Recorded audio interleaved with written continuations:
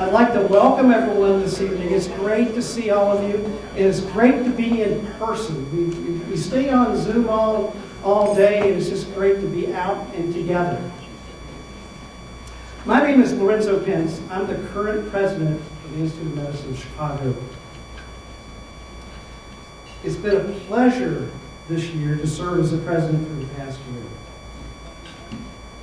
I would really like to thank our Board of Governors for all their support.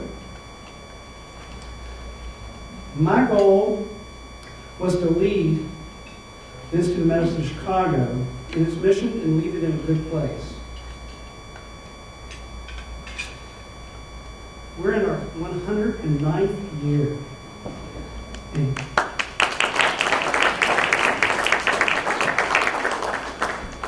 you know, to be part of something that's over a century old is just absolutely amazing to me, and I hope all of you feel that way as well. So my goal, I think I achieved it, and again, I was able to do that because of the support of our board and our members. I have a special thank you to Deborah Hodges for all her hard work. Deborah, where are you? She's working. That's what I mean. That's exactly what I mean. So for all her hard work and support throughout the year. You know, every organization has individuals that work tirelessly behind the scenes to keep us organized and help everyone on a day-to-day basis. Deborah is one of those people that is always engaged and keeps us moving forward, always in the right direction. So this past year, just a few things that we were able to accomplish. We continue to focus on advancing health equity by reducing health care disparities. We continue to offer programs that identify disparities, gathering insights from leaders, and discuss issues with relevant stakeholders to solve or begin to solve some of these problems. And as we know, there's lots and lots of challenges, not only here, but across the country and across the world. And we just got to continue to work together to make all these things better. We launched the Behavioral Health Work Group. We continued our efforts with the Maternal and Child Health Care Work Group. We began discussions on lead exposure in children and in our communities. We increased our membership over 9% this past year. And we addressed how to create more financial stability and sustainability for our organization. I am very confident that the incoming board will continue some of these efforts and the mission of the Institute of Medicine of Chicago. So at this time, I'm pleased to announce the Board of Governor election results. The following officers and directors were elected by membership of the Institute of Medicine of Chicago. Please stand when your name is called and remain standing to be recognized by the community. And these are all officers for one-year term, July 1st of 2024 through June 30th of 2025. We have President-elect Ms. Nellie Vanquez Rowland.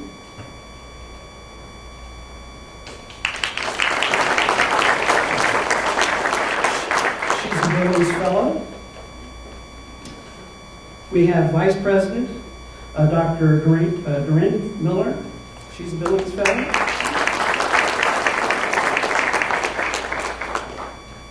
We have Secretary Dr. Archana Chatterjee. She's also a fellow. We have a Treasurer, Dr. Clark Stanford. He's a Billings Fellow.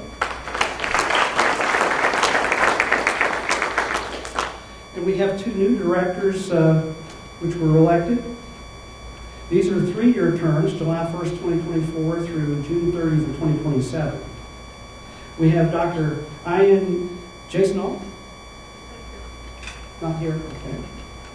And we have Director Dr. Murtis Sullivan, who's the fellow? She couldn't make it, see the meeting. So at this time, I would request a motion to ratify our director. So moved. So moved. And do I have a second? A second. Okay. All in favor, say aye. Anyone opposed, the same sign. The ayes have it. That's our new board of directors. Let's give them a round of applause.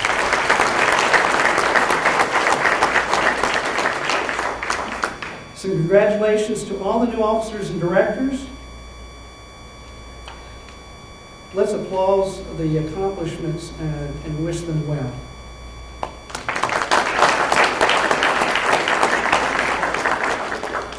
So just a couple minutes here. Is there any, just for a couple minutes, is there any commentary, any comments that would like to come from our group? Does anybody have anything they would like to say, or just comments in general?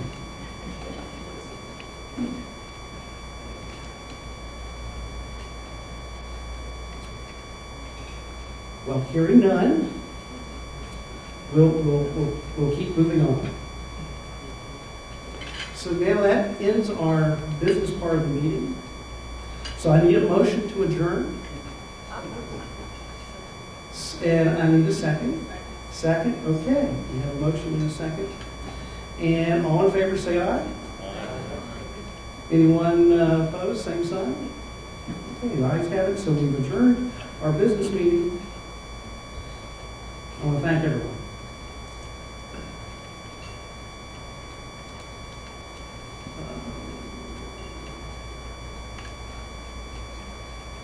So our next part is beginning the awards part of the meeting and honors event. So welcome everyone to the 2024 Leadership Awards. Now it's time to pass the gavel. It is with great pleasure I introduce Ms. Courtney Avery Davis, our new president. Good evening, everyone. He is definitely a hard act to follow, and I appreciate all that you've done in the last year. It's been ups and downs, but we survived and we did really great work, and I can't thank you enough. You trained me well. Good evening again. It's my pleasure to be with you this evening, and my distinct pleasure to serve the Institute this coming year. As you saw, we have a dynamic board, and we're looking forward to defining and delivering initiatives that would advance health equity by reducing disparities in the city of Chicago and bigger goals in the state of Illinois. We continue to focus on closing the gap and holding ourselves with your participation and being accountable and making an impact on the lives of our neighbors, our friends, our citizens in the city of Chicago. In addition to our outstanding speakers and award recipients, I would like to acknowledge our special guests. We're honored that you have joined us this evening to support the Institute's mission. As you all know, it takes a team to connect, to collaborate, and contribute to make a difference in our lives. It is my pleasure to welcome, who is becoming a great friend of mine, our new Public Health Commissioner, Dr. Olusimbo, GP. We look forward to working with you. Give her a round of applause, please. Welcome. She hails from New York, and we're looking forward to working with her. The Chief Operating Officer of the Cook County Department of Public Health, one of my old colleagues, Dr. LaMar Hasbrouck. I have to tell a quick story about Dr. Hasbrouck. So we were on the same floor at 69 West Washington, and I beat him there to the best office on the floor. And I would not give it up. And we thank you for being a speaker and now a member and fellow for the Institute and the state of, and you were a speaker at the State of Health, which gave us some great insight. We appreciate that. Someone who has been a great resource to the Institute, Dr. Kiran Joshi. the Senior Medical Officer of the Cook County Department. Dr. Rachel Rubin, who is the Senior Medical Officer of Cook County Department of Public Health, is not able to join us tonight, but sends greetings. Now with the leadership role, in a new leadership role in April, Mayor Johnson created a new role and appointed Ms. Soto as Chief, is she here today, Chief Homelessness Officer. We welcome you and hope you will find the Institute a great resource. Thank you all for your efforts and your leadership going forward. This evening, we're going to ask for your support on two efforts: the Institute of Medicine Chicago and the Greater Food Depository, Chicago Food Depository. You'll see on your table on the slab, I think it's on the green sheet, the IQ codes to help to contribute now. I would like to introduce the Greater Chicago Food Depository to say a few words, and we hope that you will be able to support them.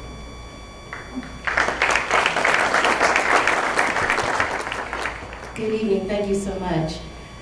My name is Genesis Watkins, and I'm so grateful for the opportunity just to share a little bit about the work and the mission of the Greater Chicago Food Depository. For over 40 years, the Food Depository has served as Chicago's food bank. Not quite 108, 109, we're on our way, but working with hundreds of pantries, soup kitchens, shelters, and organizations in the community. And about 2 years ago, we unveiled a new mission that was bold, inspirational, and it was timely in response to what we were seeing in community. And that it's no longer enough to just get food in and get food out. We were discovering that we were in a crisis that had deep, deep roots, and we were going to have to change our response in order to make a substantial difference. So our mission is to end hunger in the city of Chicago. To achieve, thank you, bold mission. To achieve our mission, we work with a network of community-based organizations and individuals, and together we connect neighbors with food, we lift our voices, we're advancing policy change, and advancing solutions that address the root causes that result in hunger, those being poverty and systemic inequities and structural racism. And the reality is that we're actually in a hunger crisis. And I know I don't need to say in this room, a hunger crisis is actually a health crisis. 1 in 5 Chicago area households are experiencing food insecurity today. Those numbers increase even more for households with children. And those numbers increase even more than that for households of color. In fact, when you look at the Chicago zip codes that have the highest rates of poverty, those are the same zip codes that have the highest rates of food insecurity, shorter life expectancy, and the greatest health disparities. When the pandemic hit, the Food Depository was on the front line of a crisis unlike anything we had ever seen. The lines were longer, and the face of food insecurity was changing. We decided at that time to shift to providing food to our partners for no cost. And we ramped up our push for policy changes and partnerships that would move the needle farther and faster. And we could no longer rely on that 40-plus year model that we had been doing in community. Our processes needed to evolve as well. And last year, as many of you know, as the first buses that were filled with new arrivals from Venezuela pulled into the city, the Food Depository also was involved in that work on the front lines of yet another crisis and worked day in and day out to provide 2 hot meals a day, toiletries, food boxes, and water to new arrivals who were stationed at police stations and landing zones and shelters. And at the height, these numbers were growing exponentially by the day, and we were serving over 9,000 new arrivals, in addition to the growing number of neighbors that returned to our shelters. Last year, we distributed over 92 million pounds of food at no cost to our partners. And because we understand the importance of nutritious foods as a social determinant of health, About 42% of that is food, fresh produce, and another 13% is grains and nuts. And with the same strategy this year, we're on pace to distribute over 118 million pounds of food. And while that is good, it is also disturbing that the need is increasing. So we will continue because our mission demands it. And it's a mission that we cannot do without deep transformational partnership, which is why I'm so grateful for all of you today. We're deeply grateful to those who come to the food depository and decide to roll up their sleeves and do a repacking food that is going to go into community. We are also grateful to those who lend their voice and advocate and share the stories that we hold dear in community.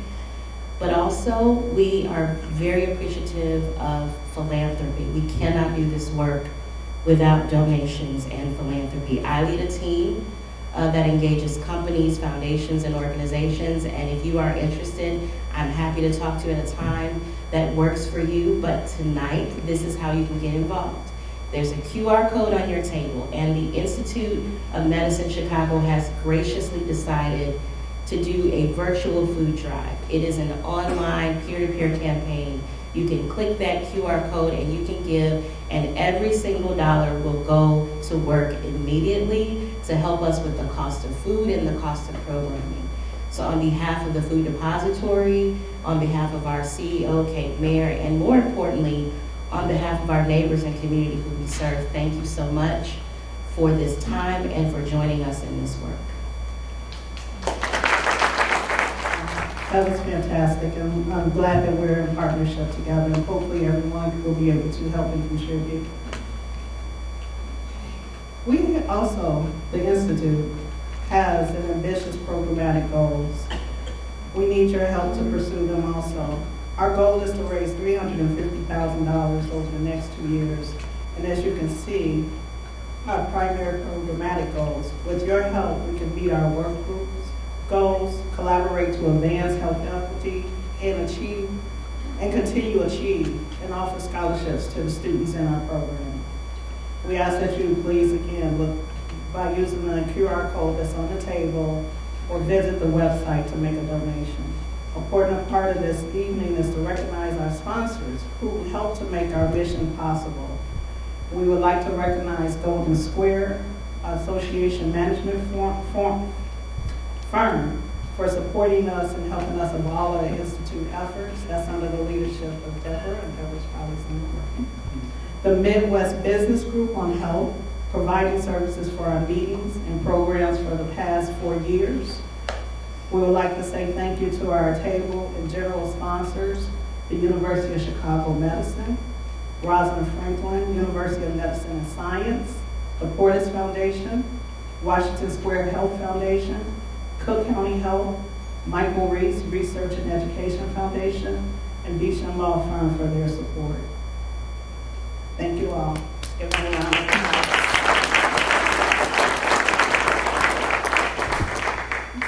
Now it is my distinct pleasure to introduce our opening guests. Our speaker tonight, we have a keynote and a speaker. So our opening guest speaker is Dr. Eric Makaitis, interim Chief Operating Officer of Cook County Health.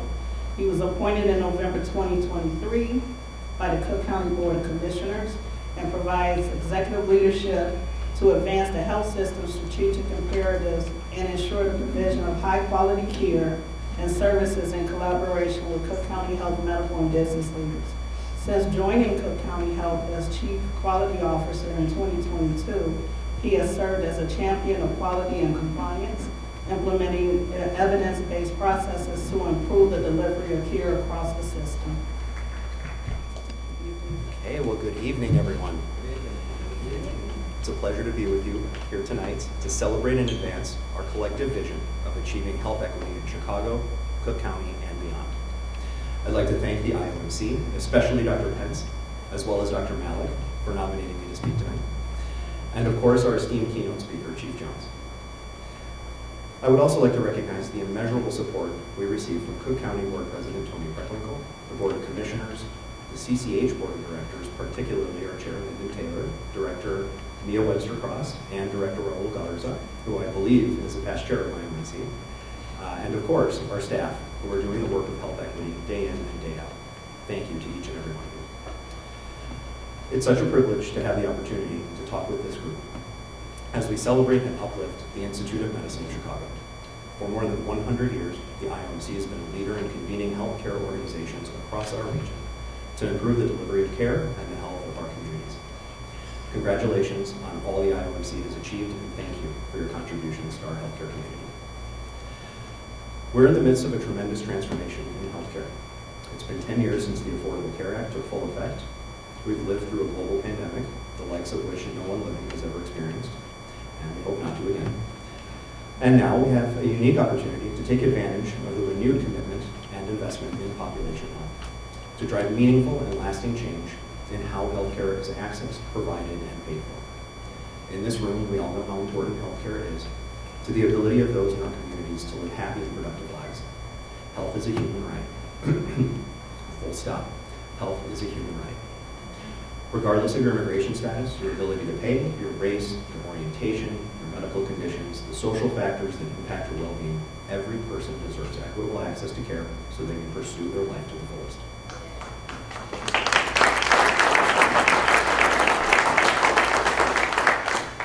We learned many lessons during the pandemic, and perhaps as a society, chief among them was that the health of one person can impact the health of us all. It put a fine point on the need to take a population health approach to our work as healthcare providers. But we cannot make this titanic shift in addressing the pervasive health issues impacting our communities alone. Just like we did during COVID, we must engage with our partners in business, academia, government, and beyond to improve the health status of our patients as a collective community. The approach is the same: attack the problem with a multi-pronged comprehensive plan to prevent disease, manage and treat conditions at the earliest possible stage, and prevent serious illness and premature death with every tool and advancement in our arsenal, and make care available to all, where, when, and how they need it. We can use this approach to address the health issues that continue to confound us: maternal morbidity and mortality, chronic conditions like diabetes and high blood pressure, and behavioral health, to name a few. As providers, we must continue to evolve our delivery models to succeed in the value-based care environment. We have to meet patients where they are and with the services that they need, embracing a collaborative care model that recognizes the inextricable links between a person's physical, social, and mental health. And understanding that we cannot be all things to all people, we must strategically partner to enhance our patients' access to care and services that can help them get and stay healthy. Not only is this essential to the sustainability of our health systems that face ever-evolving reimbursement pressures and are increasingly being reimbursed based on outcomes, but most importantly, to the health of those whom we serve. Many of the patients we serve have complex and deep-rooted health conditions interrelated to generational social determinants that perpetuate poor health outcomes. Let's take a closer look at some behavioral health statistics. Over 1 in 5 adults in the U.S. experience mental illness, and nearly 17% of youth ages 6 to 17 have experienced a mental health condition. These rates are even higher in individuals who live below the poverty line in underprivileged communities that have suffered from decades of disinvestment and unequal access to education, employment, and healthcare. High school students with significant symptoms of depression are more than twice as likely to drop out compared to their peers. People with depression have a 40% higher risk of developing cardiovascular and metabolic diseases than the general population. And 1 in 4 people with mental health conditions also have a co-occurring substance use disorder. Providing more support to individuals who would benefit from treatment will have a positive downstream effect on so many facets of our society, including our neighborhoods, our businesses, our schools, and our judicial system. While these problems can seem too large to solve, it's our duty and our privilege to try. I'd like to share with you some of the initiatives we're undertaking at Cook County Health to advance our health system and the care we provide to our patients. In February, we had the privilege of hosting the first Cook County Behavioral Health Summit. We brought together more than 700 community and healthcare leaders representing 300 organizations for a free-flowing discussion about regional behavioral health needs. It was a tremendous turnout and underscored our collective drive to discuss and create action plans to ensure access to equitable care for all residents of Cook County. Following this event, we launched an open call for grants to support community-based behavioral health services, thanks to funding graciously designated to CCH by Cook County government. Earlier this month, we awarded 53 organizations a total of $44 million in grants. This is your government in action, creating new opportunities for local organizations to do their essential work in the communities they serve. It also afforded us the opportunity to act as a convener in this space. As Cook County Health knows, we are truly stronger together. The community-focused institutions awarded will make a significant impact in expanding access to comprehensive, culturally appropriate behavioral health prevention, treatment, and recovery services. And we hope will act as a first step towards not only weaving a tighter safety net, but also creating upstream, better coordinated services that keep our patients and community members from needing that safety net in the first place. For example, one of the programs we funded through Cook County Health and our Cook County Department of Public Health are the Family Guidance Mobile Vans that provide harm reduction services, including naloxone, as well as fentanyl and xylazine strips, to people across Chicago and suburban Cook County. Each van serves about 1,000 individuals every month. We also funded the creation of new living rooms that will offer drop-in mental health care, school-based services and care coordination, SUD treatment for older adults, and more. In October, we'll be holding a behavioral health and workforce symposium because we know one of the primary barriers to care is lack of providers. We must collaborate to address this pressing issue and ensure that we have the capacity to meet our patients' needs. We're not only investing in outside organizations, but in our own health system as well. We have integrated mental health services in our primary care medical homes, providing counseling and medication-assisted treatment, MAT services, also known as MOUD, or medications for opioid use disorder, with a collaborative team of professionals in a single location to support a patient's overall well-being. And as we plan for a crisis treatment and stabilization center at our Provident Hospital, we're also exploring ways to leverage virtual care from that center to provide additional layer of on-demand support to our clinics should there be a need. 2 years ago, Cook County Health also launched the Bridge Clinic, a rapid access, low barrier clinic on the west side. Patients can walk in to get an immediate evaluation and start treatment with MAT, the gold standard of care for people with substance use disorders.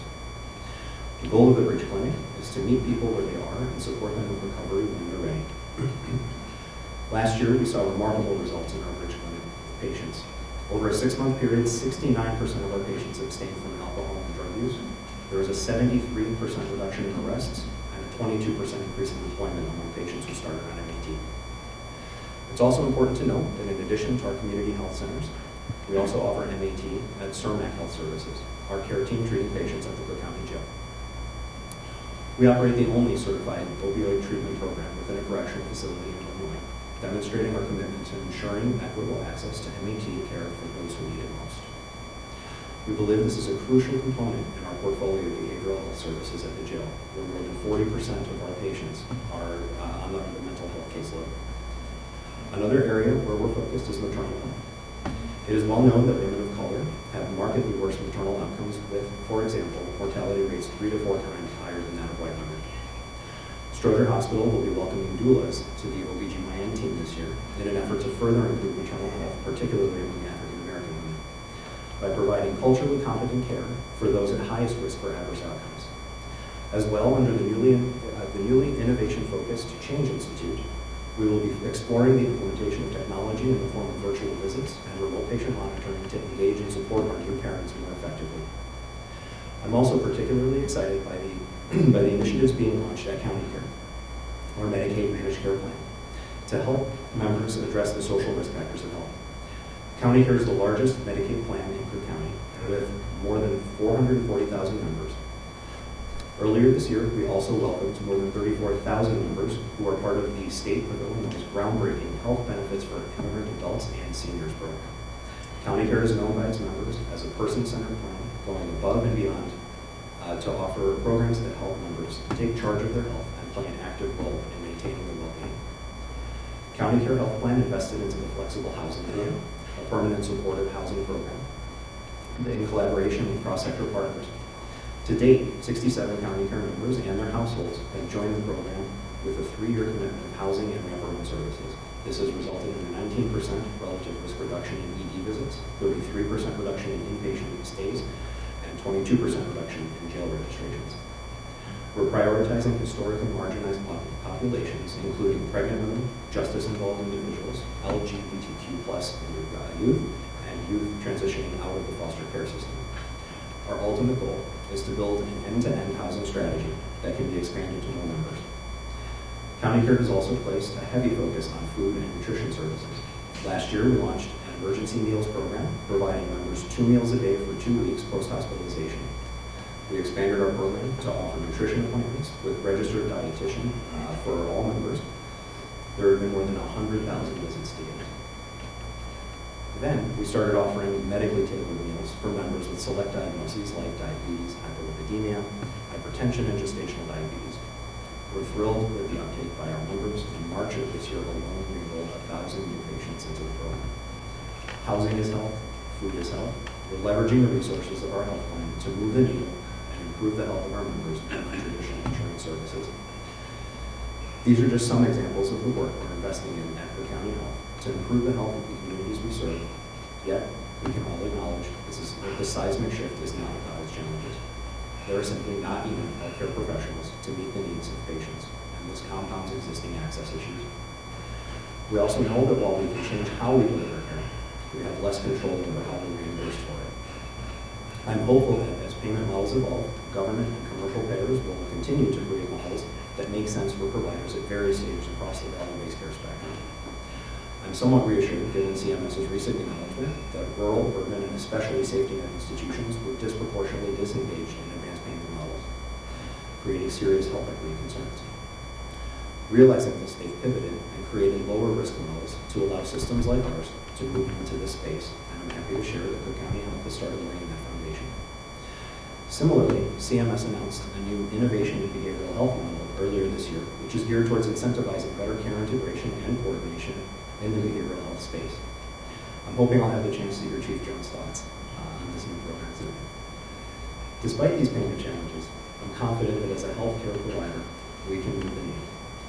Our ability to implement the collaborative care model holds particular promise for historically underserved communities. As we strive to improve health outcomes and equity, understanding that implementing this model that meets a patient's medical and mental health needs is of paramount importance. The future of the health of our communities lies in our ability to innovate and adapt, ensuring that every individual, regardless of their background, has access to the comprehensive care they need and deserve. Together, we can make a profound difference in the lives of those who have been historically underserved, paving the way for a healthier, more equitable world. We are stronger together. Thank you again for inviting me to join your team.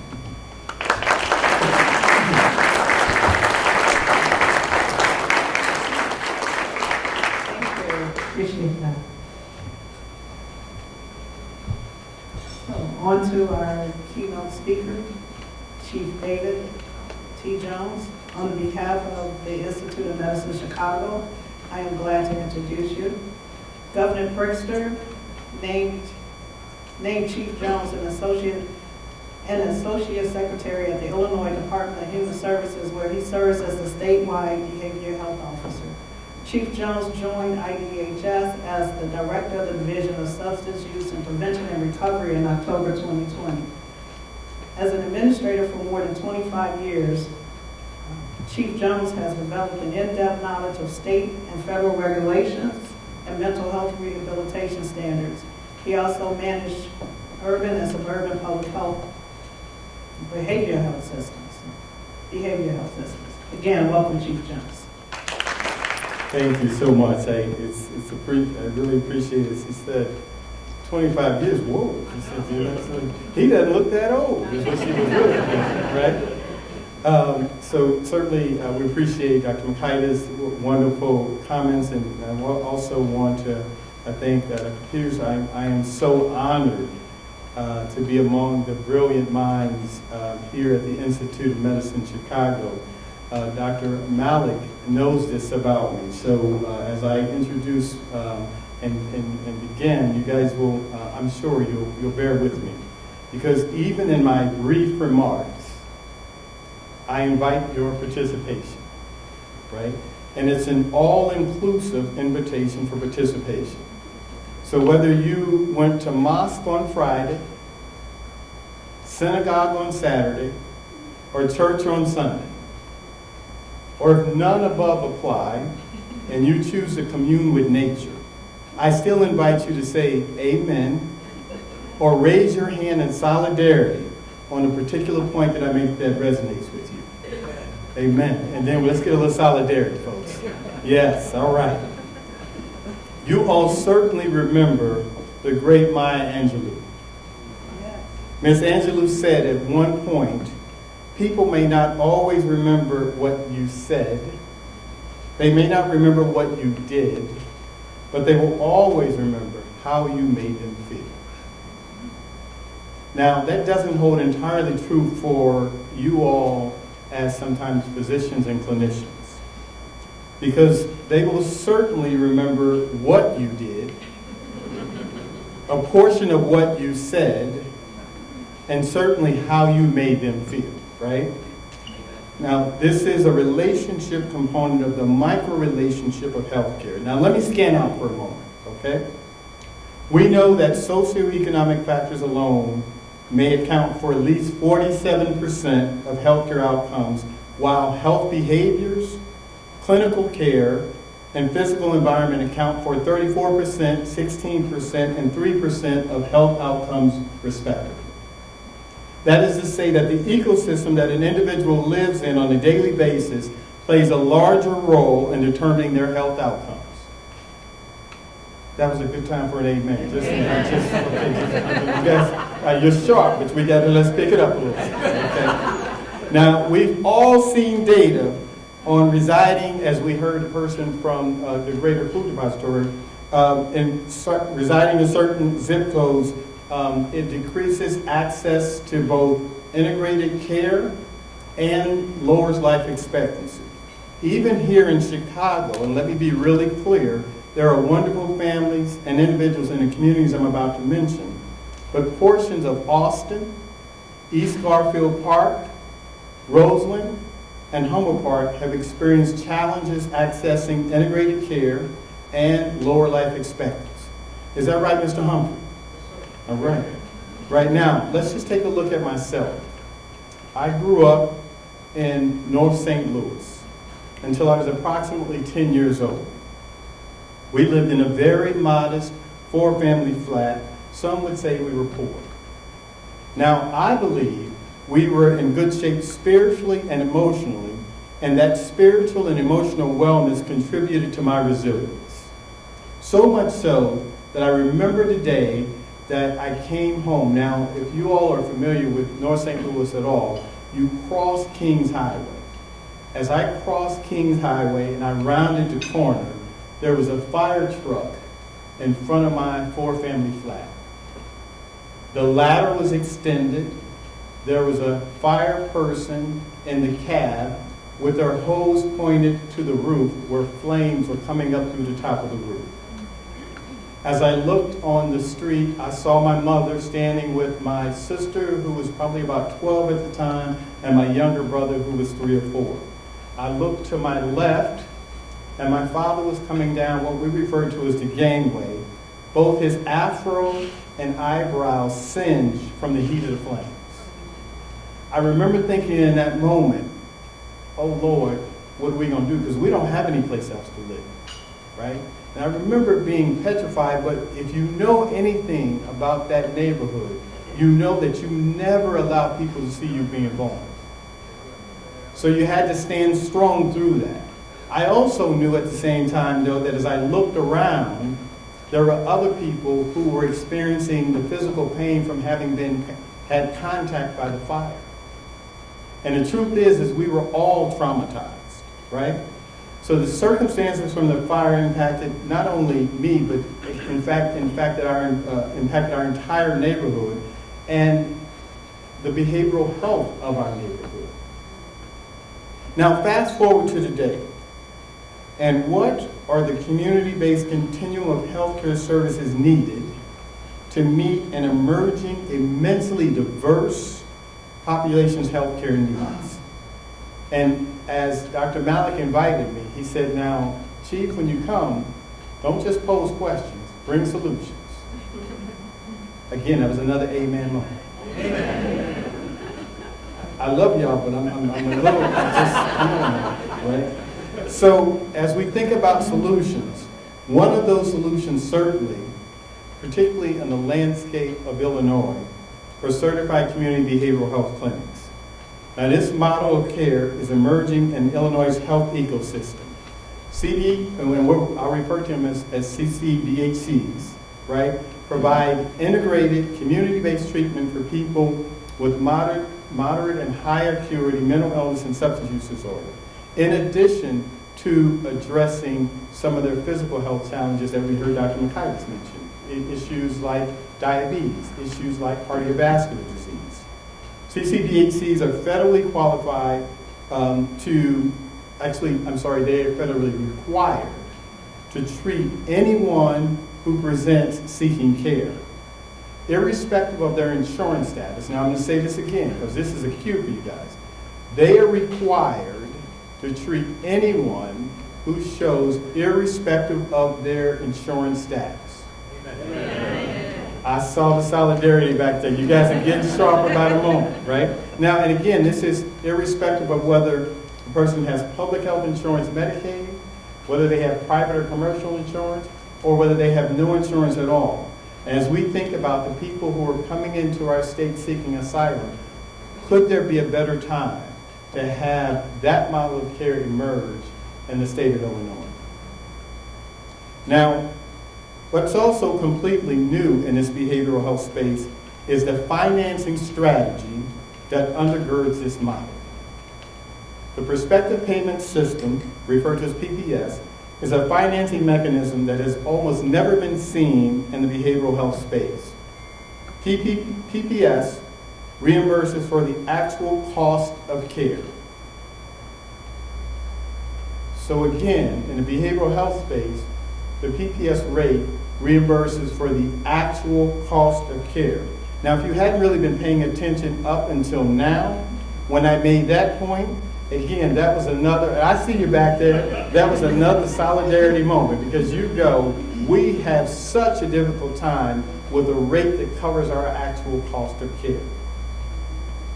So let's reflect for a moment on the clients or patients that you will treat who are challenged by social and structural determinants of health. These individuals, as has been indicated, may reside in various zip codes, and how can we, as thought leaders, as superheroes, as sheroes of healthcare delivery, better address their health-related social needs? Again, CCBHCs are part of the solution. Now, we are also, and again, this was previously mentioned, intimately familiar with the significant workforce challenges occurring across most industries throughout the world. I've seen data that indicates that we're likely 3 to 5 years from having the workforce needed to adequately address the behavioral health access challenges we're confronting today. This is despite outstanding efforts like the Behavioral Health Workforce Center that the state and other academic partners have launched to recruit, retain, and sustain various clinical disciplines along with people with lived experience, as they refer to as peers. You also have the Provider Assistance and Training Hub, yet another partnership between the state agency, in particular Healthcare and Family Services, and the University of Illinois School of Social Work, along with the Office of Medicaid Innovation. Now, when you start to think about all of the significant workforce challenges that we're having, and you pair those with recent headlines. One recent headline said, "We are now on alert for national security threats that could rival what happened on 9/11. There's also tremendous challenges happening with the climate. You all know what's going on. So we have all of these things kind of merging as one. The fact is that Illinoisans, particularly those with moderate and severe behavioral health challenges, who are also experiencing physical health challenges, will likely not have access to the clinicians that they need. And for that matter, nor will people with milder conditions. So, where does the answer lie? Well, what we're beginning to see emerge is part of the solution being artificial intelligence, right? And what I believe is we will soon see both generative and assistive AI to support clinicians, not necessarily replace them. Although I fully anticipate, as a more upstream strategy, that generative AI will play a more significant role in supporting people who are experiencing very mild anxiety, stress, and those folks who are at a very early stage beginning to recognize that they may be having mild symptoms for depression. Keep in mind, and as you all are aware, we know that both mental illness and substance use disorder are chronic diseases. And the behavioral health system, and really I'm going to say, dare say, the broader physical health system, have historically responded to those acute episodes as they occur, but not necessarily been able to address the chronic nature of both diseases. And then given the lack of workforce, we're likely to see the utilization of AI as an upstream strategy to create broader pathways for people to consider and then later begin accessing behavioral health treatment. Think about the research from Dartmouth, where they have a Therabot, a text-based artificial intelligence application in development. It's designed to improve access to mental health care. Therabot, currently in its first clinical trial, uses generative AI trained on therapy scripts in an effort to create technology that brings mental health services to underserved populations. Now, concurrent with the development of AI behavioral health strategies, we have other huge challenges facing us. One of the work groups that you guys have up here on behavioral health is focusing on the opioid challenge.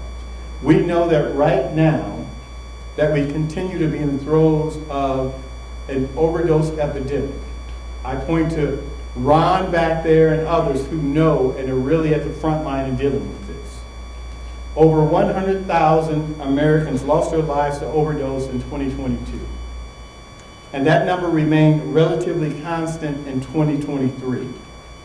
We know that an increase in the supply of counterfeit pills that were adulterated with fentanyl and xylazine played a major role in causing those overdoses. We still have to figure out, as we move forward, what are the additional solutions going forward.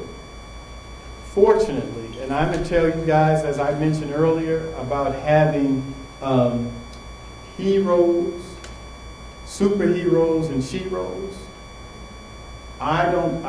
He was back there, Ron Velocity, I see him over there, has gone full scale with this idea of medication-assisted recovery now.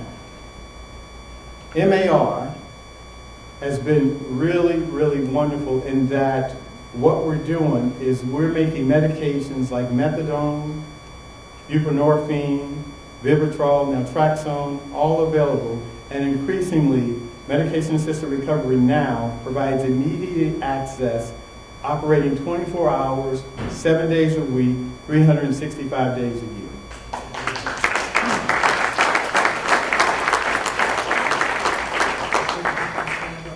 Yeah, and so, and Dr. Malik is suggesting that I have, and please, you guys, so that both, I would, and not only Ron, because I also want to have Eugene stand up, Ron for MAR now and Eugene for the CCBHCs. If we can give them a round of applause.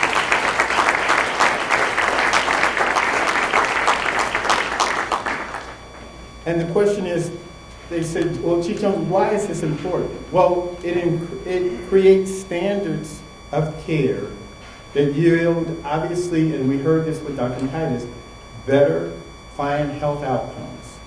More with the opportunity to bundle services that yield these better health outcomes utilizing value-based compensation is something that really is going to put us on a completely different track. It's similar to the prospective payment systems that are being utilized by CCBHCs. I will conclude with these two fiscal points that give me hope about sustained integrated physical and behavioral health care prospectively. Illinois anticipates receiving approximately $740 million in opioid settlement funds over the next 16 years. Illinois was recently awarded a CCBHC demonstration state program that will sustain the CCBHC model of care for years to come. And we anticipate in that first year receiving an additional approximately $150 million for implementation.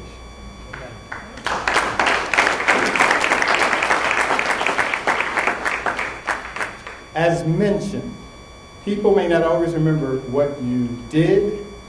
They may not remember what you said, but they will consistently remember how you made them feel. The funding for sustained investment should leave us all feeling good. Can I get a amen? Thank you. Thank you, Chief Jones. Inspiring. Looking forward to following you. Okay, at this point, I would like to bring up Dr. Tom Allen to introduce our 2024 fellows. Hello, good evening. It has been my pleasure to chair the membership committee for the past year. I'd like to thank the membership committee for their support. That includes Dr. Lorenzo Pence, Dr. Colleen Malik, Dr. Bina Peters, and Nellie Vasquez-Rowland. IOMC would like to recognize its class of 2024 new fellows. If you are in attendance, please stand as your name is announced, and please hold your applause until the end. Tanya Sorrell, April Brown,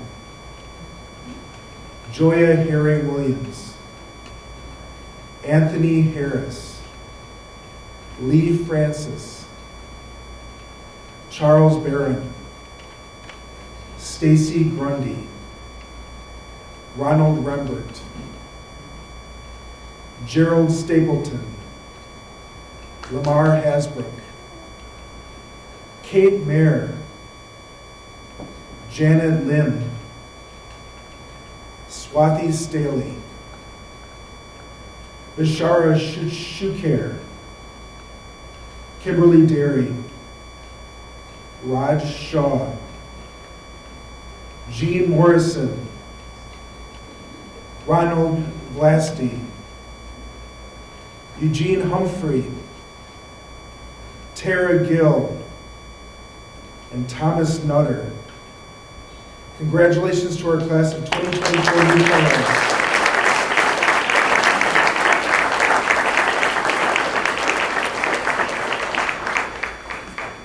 We welcome you to the Institute of Medicine of Chicago and welcome your participation and support of our mission. I will hand it over to Dr. Pence for the next part of the program. Thank you all and welcome to the new fellows. Another round of applause. Well, thank you, Dr. Allen, for leading the membership committee over the past year. Congratulations to all the new fellows. Again, another round.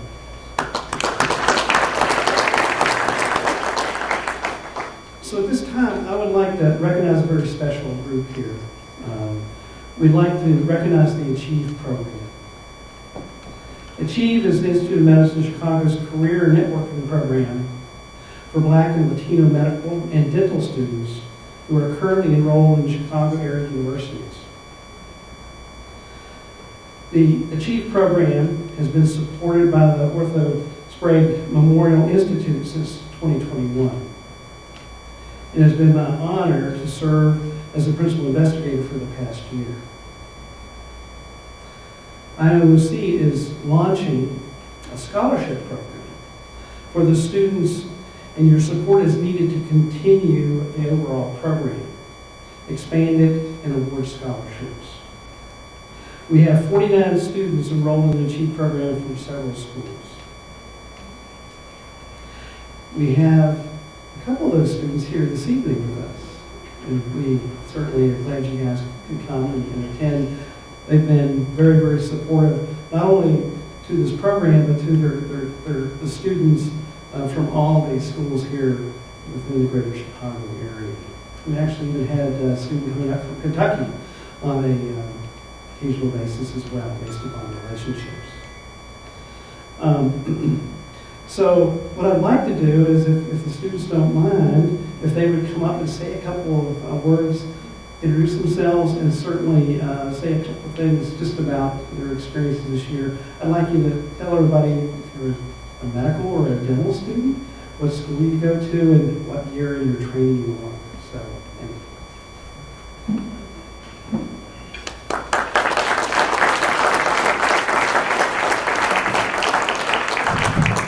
Oh, hi, I'm Shukuma Okafor. I'm a fourth-year dental student at UIC. What I've really enjoyed about this program is the mentorship, the ability to network. Even though I'm not an MD, but it's good to network with other people and build interpersonal relationships. That way, when I go out and embark on my own journey, I'm sure that I can reach out to certain people if I have medically related questions, or if I think that advice from that film would be helpful. So.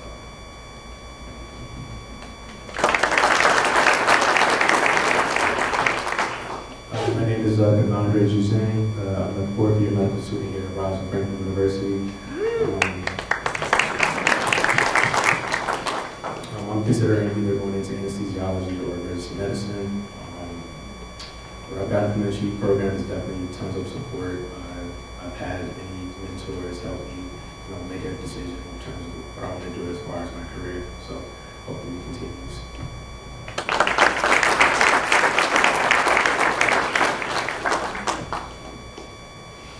Thank you very much for sharing. The students are wonderful. As we all know, if you're part of education, it's wonderful to see them, talk with them, learn from them. We all learn from each other, and we look forward as they move up the ladder, because these gentlemen, but also all our colleagues, our lady colleagues as well, they're going to be taking care of all of us. So we want them well prepared to take care of all our dental and medical needs as we move forward. So again, we thank you. We thank you for sharing today. We're really excited about the future. We're looking to expand the Achieve program. We definitely look for your support. And please consider donating today to support Institute of Medicine Chicago's efforts. Thank you very much. I am so excited. I get to do one of my favorite things in the world, and that is honor some amazing people. And we are just blessed to have so much incredible medical talent and people doing amazing things in the community. The nominees were amazing, and it was a very, very difficult decision. But let me tell you, all of the nominees were winners. And we are so proud to announce that we have 4 different categories, and I'm going to go ahead and I'm going to read the bios, and because as we try to edit these, there's no way that we can leave out the types of accomplishments that people have had in their careers. So first off, on behalf of IOMC, we are pleased to honor Dr. Richard Lieber for the Outstanding Leadership and Exemplary Compassion and Healthcare Award. Just a quick little story, personal story. I have known Dr. Lieber for about 10 years. He moved to Chicago from San Diego. And I actually got a phone call from his wife one day. And she said, "Hi, my name is Dina Lieber, and I'm from San Diego, and I'm new to Chicago, and I need to talk to someone about the homeless problem." And I was like, okay. She came over and immediately joined our board. So I've personally gotten to know them as a family, and they truly are everything that I'm about to read you and more in terms of his exemplary work. Dr. Lieber, PhD, serves as the Chief Scientific Officer for Shirley Ryan Ability Lab, the global leader in physical medicine and rehabilitation for adults and children with the most severe complex conditions. from traumatic brain and spinal cord injury to stroke, amputation, and cancer-related impairment. Every day, his compassion and expertise are on full display. He oversees the work of over 200 researchers, including a grand portfolio of more than 152 million, and more than 150 current research studies and clinical trials. Each project is singularly focused on helping to advance ability for the patient populations the hospital serves. Dr. Lieber served as a thought leader and instrumental leader when the Rehabilitation Institute of Chicago became the Shirley Ryan Ability Lab in 2017, changing its name, location, and notably, its model of care. With this transition, Shirley Ryan Ability Lab became the first ever translational rehabilitation research hospital in which clinicians, scientists, innovators, and technologists work together in the same space, surrounding patients, discovering new approaches, and applying or translating research in real time. Additionally, Dr. Lieber is the established expert both nationally and internationally. Currently, he is developing state-of-the-art technical and biological approaches to understanding and solving painful and debilitating muscle contractures that result from CP, stroke, and SCI.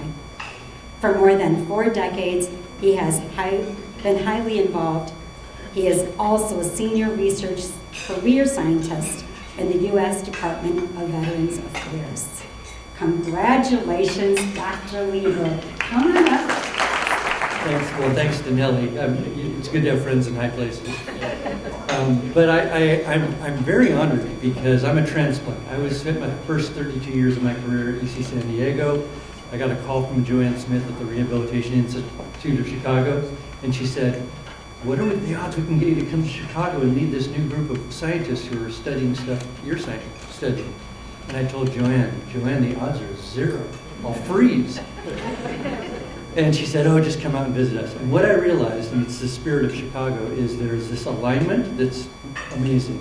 Our patient population, our leadership at the hospital is incredible. And this vision of being the global source of science-driven breakthroughs in human ability is novel, because the biggest thing for us is not publishing a paper in Nature or getting a giant NIH grant, although we want to do that. The biggest thing is to make our patients better and focusing scientists on patient problems, which is, you might not know this, in science and medicine, it's surprisingly rare. So it's a privilege to be part of this group in Chicago. I didn't know about IOM Chicago, now I do. People come out of the woodwork now who know it. So I'll get probably the magic handshake at the end of the night. But I really appreciate being honored here tonight. Thank you very much. Thanks, Nick. IOMC is proud to award the 2024 Global Humanitarian Award to Dr. Damiano Rondelli, Professor of Hematology at the University of Illinois. In 2011, Dr. Rondelli started projects addressing the needs of low, middle-income countries who suffer from blood cancer or severe non-malignant blood disease. This unique journey that Dr. Rondelli decided to undertake began with a public hospital in Kathmandu, Nepal. Over 150 transplants have been completed. In 2013, Dr. Rondelli established a BMT program at Ramaya University of Applied Sciences in Bengaluru, India. The program is now close to completing 200 transplants. For the past 7 years, Dr. Rondelli has collaborated closely with the main hospital in Havana, Cuba, training, matching donors, and more. Other sites where Dr. Rondelli has made a significant impact has been in Kiev, Ukraine, since the beginning of the war. In 2018, Dr. Rondelli served as a mentor and began its first BMT center in La Paz, Bolivia. In addition, in 2018, Dr. Rendelli started at UICOM an annual global BMT training course. The training was held remotely during the pandemic, whereas 15 physicians from Nigeria, Uganda, Tanzania, Bolivia, Nepal, Argentina, Ukraine, Greece attended the course in Chicago. As we can see, Dr. Rendelli's global BMT work has been recognized nationally and internationally as a physician, author, and innovator. He has served the underserved and with other charitable organizations to help patients and families regardless of their income, and is working to expand his model and efforts. Congratulations, Dr. Rendelli. We are so inspired for your dedication and efforts. Thank you. Please join us in social media.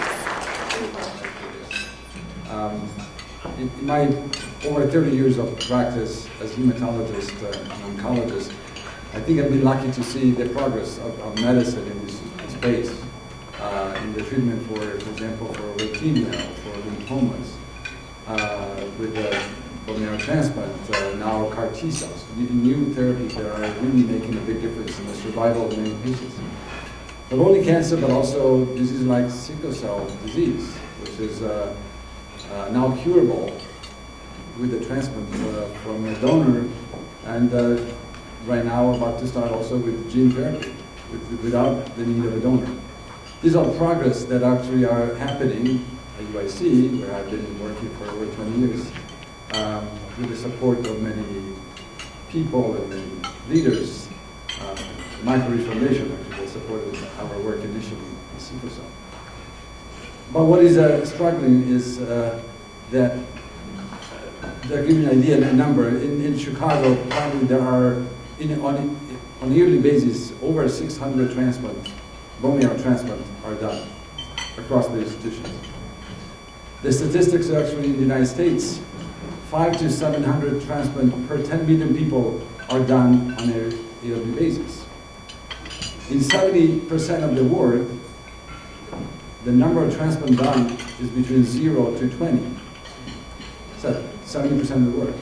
So when I working at UIC and working with the patient population that we serve, and we are honored to serve, I learned also that there's more to do, even beyond Chicago. And I had the fortune to encounter people from all over the world and to engage leaders in every country to start developing a transplant, a cure for many patients with cancer and blood cancer and sickle cell.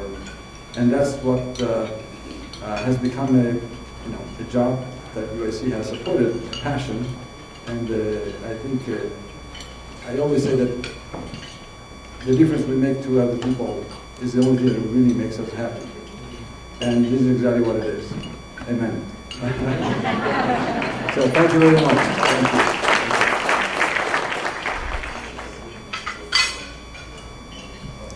Okay, the next award has 2 categories, and we are pleased to honor 2 incredible recipients. The first recipient of the Innovation in Healthcare Delivery as an organization goes to Rosalind Franklin University of Medicine and Science. Rosalind Franklin University of Medicine and Science has a long-standing and expanding institutional commitment to address health inequities that improve Lake County's overall wellness. They do so through partnerships that meet its community needs. Their Community Care Connection mobile health outreach travels to meet residents with limited transportation and or mobility. And the Pro Bono Interprofessional Community Clinic meets weekly with the uninsured population, including those served by public shelters. They are serving the medically underserved in Lake County and improving the health outcomes through critical clinical care and education. Just north of RFU are some of the county's lowest income regions, including 45,000 uninsured residents who struggle with access to health care. In partnership with regional social service agencies and clinical partners, they are educating a healthcare workforce that is invested in supporting the region and eager to serve those in need. The care delivered by Community Care Connection providers saves 400 quality-adjusted life years, reduces emergency department usage by approximately 650 visits, and results in almost $30 million in total cost savings on an annual basis at its current level of operation. At the Interprofessional County Clinic, its volunteers, who are students and licensed clinicians, met with 695 patients in 2023, a 55% increase over the previous year. For services including general medicine to physical therapy to pediatric medicine. Did I say that okay?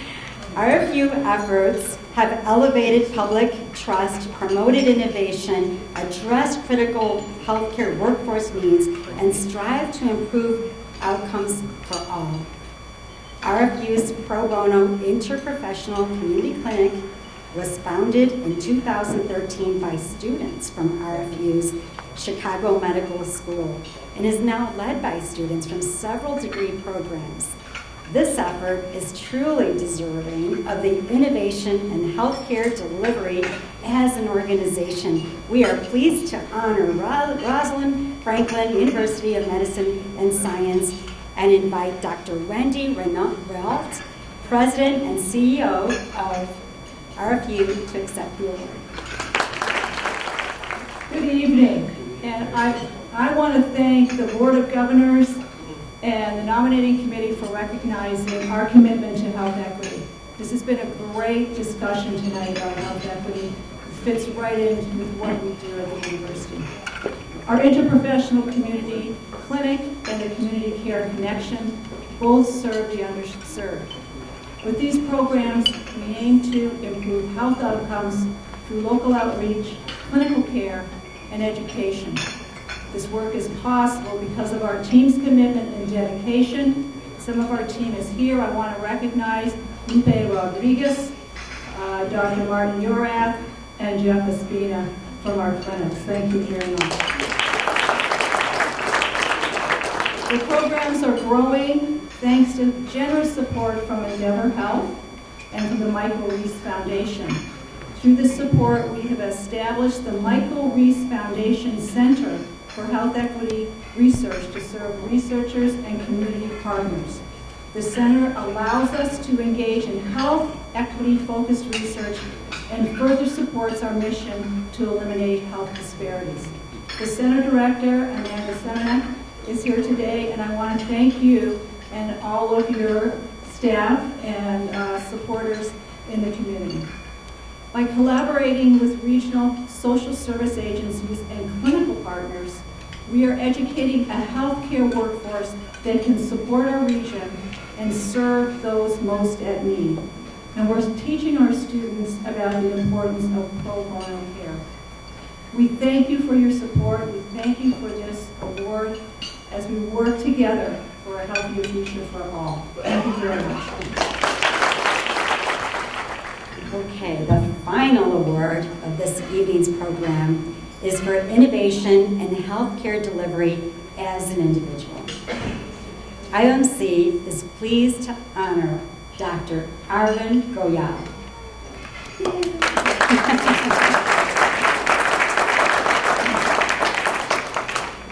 Dr. Anita Stewart beat me to this nomination.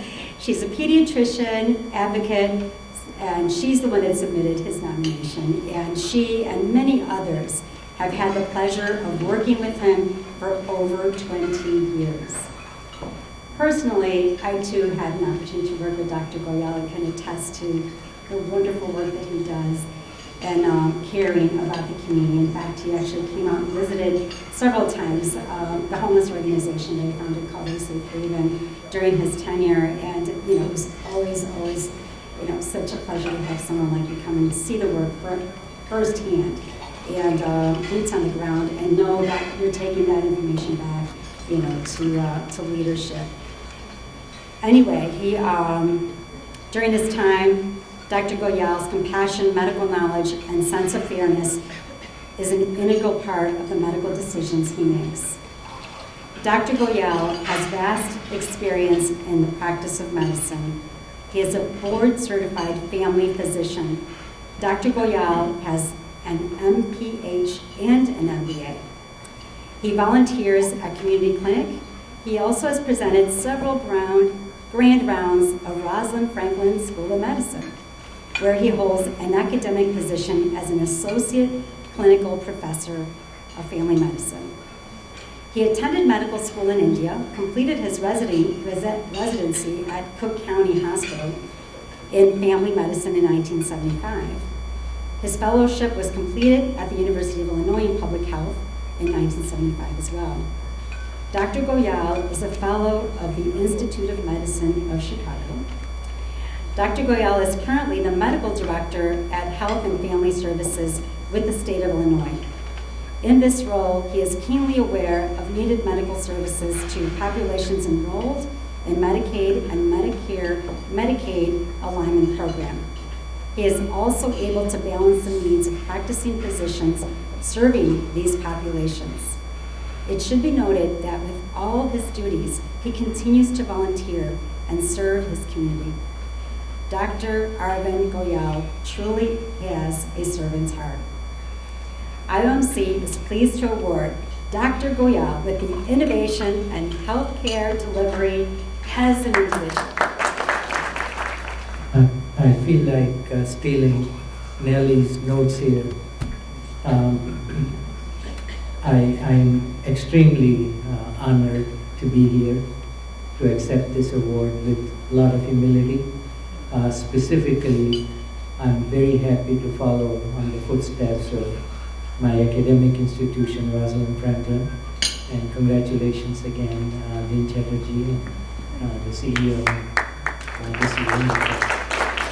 I wanted to just give you a glimpse of what I learned in my innovation class when I was in business school, and maybe it has some lessons for all of us. Think that the iPhone concept was created by Steve Jobs sitting in a coffee shop when he was doodling on his napkin. And similarly, I recognize that there may be some unhappiness about the next name, Elon Musk. He doodled SpaceX ship sitting in a conference room on his napkin. Did anybody here did that? They served paper. They did not serve paper napkins here, but if you brought them from the cocktail room, you probably still had them. Please try it. You may have some brilliant ideas. I see a lot of talent in the room.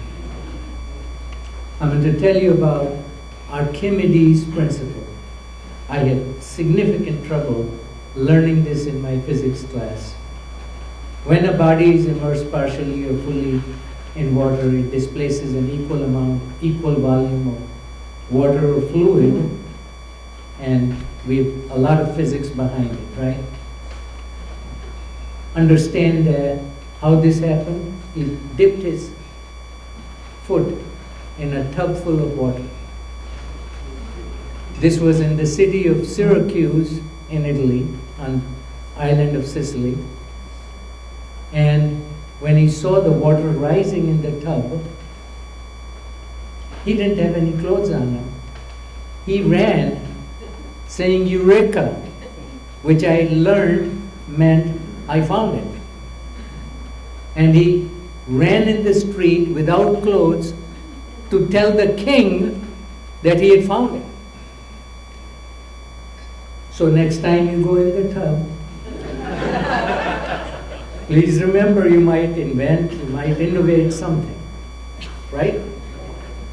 Finally, have you heard of Alexander Fleming? Right? Everybody has, right? Invented penicillin. He went on a vacation, did not follow the laboratory hygiene rules, had staphylococcus growing on a petri dish, right? When he came back from vacation, he found some fungus growing and recognized that there was no growth around the fungus. There was penicillium or penicillin, and we've got penicillin, first antibiotic at the time, right? So please remember that what this award is named after, the innovation, right? In healthcare, we could be thinking of those things that help our patients, our systems, in my case, maybe Medicaid patients, etc. But I want all of us to think where we can help our patients in different ways. What can we do different to make them better, make their lives better? Final thing, this is just a go-home type sentence, if I may. Do you know why the tomato was red? You see the bruschetta when they serve, right? It was red because the tomato saw the salad dressing. The salad was dressing. Thank you very kindly. Oh my God, that was so funny. I just want to take, again, as we wrap up the evening, I hope you all had a wonderful evening, and don't forget to donate. We really do a lot of wonderful work, and I want to just thank the students again for coming up, because they're basically our future. And you're absolutely right, Dr. Pence, they're the ones that are going to be taking care of us. And we need them, and we need to continue that program. And with your help, hopefully, we will, and even recruit more students. So congratulations to all of our honorees. Oh my God, you were all amazing. To all of our speakers, each and every one of you inspired us. I love the theme tonight. It was really close to my heart, the behavioral health care piece. So important. And again, thank you to my fellow board members. Past president, welcome our new president, and please stay in touch. Consider becoming a fellow if you're not right now, and we hope to see you again next year. Thank you.